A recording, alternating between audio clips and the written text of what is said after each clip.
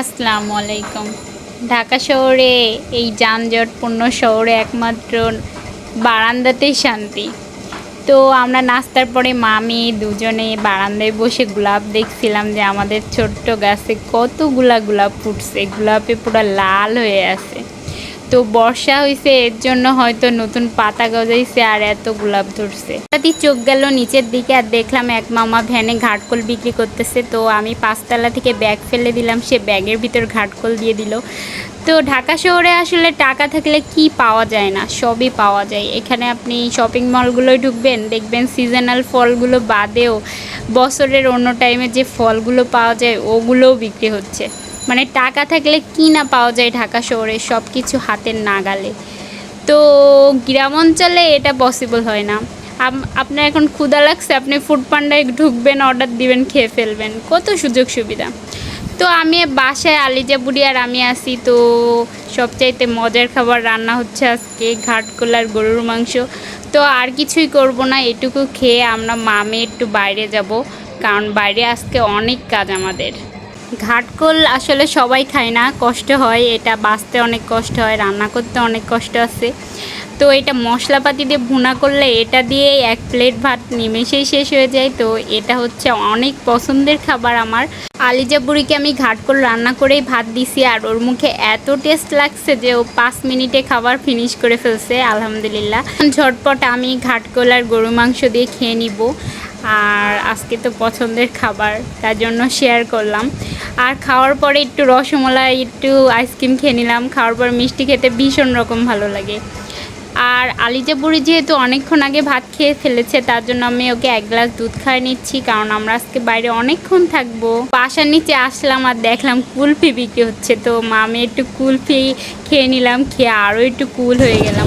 মামি রিক্সে উঠে পড়লাম।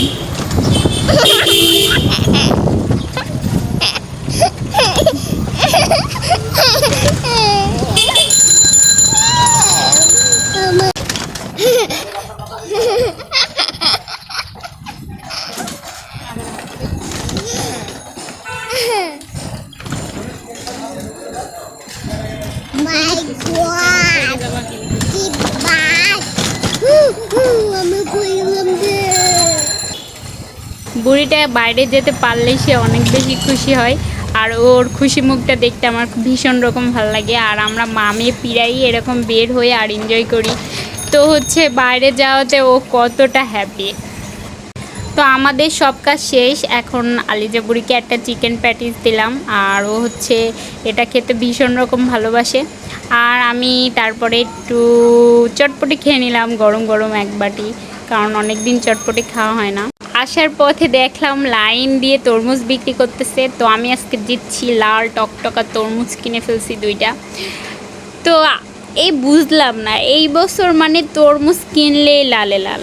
আলিজার বাবা প্রায় 20-25টা তরমুজ কিনছে, সবগুলো লালে লাল।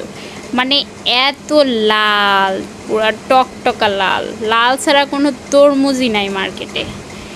আর কিনছি বড় বড় কলা। তো হচ্ছে জিতে গেছি ফাইনালি, আর খেতেও বেশ টেস্টি। আমি 1 গাল খেলাম, তো এত মজা, মিষ্টি, কি যে দিয়ে এই লাল করছে আল্লাহ মাবুদি জানে।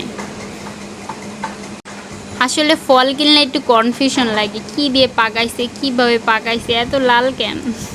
তো আসার সময় আমরা স্টার কাবাব অ্যান্ড রেস্টুরেন্টের সামনে দিয়ে আসতেছিলাম, তো ভাবলাম একটু চিকেন ফ্রাই কিনে নিয়ে যাই। আর অনেক দিন ধরে স্টারের কাচ্চি খাওয়া হয় না, মানে বিরিয়ানি যেটাকে বলে। এখন তো স্টারের বিরিয়ানি অতটা মজা নেই, মানে আমি খেয়ে দেখলাম অতটা মজা নাই, মানে কেমন একটা হয়ে গেছে স্বাদ। তারপরে কাচ্চি ভাই খেলাম কালকে না পরশু দিন।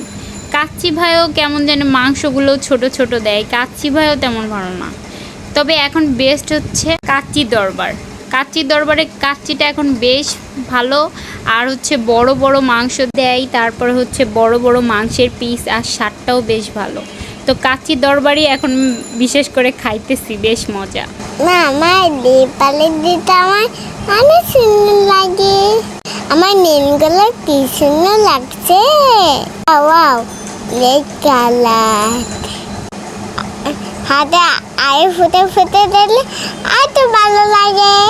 মেদিনীপুরটা আমার অনেক ভালো লাগে, দেখে আমি খেলতে যাবো। ওয়াও, আমার কি সুন্দর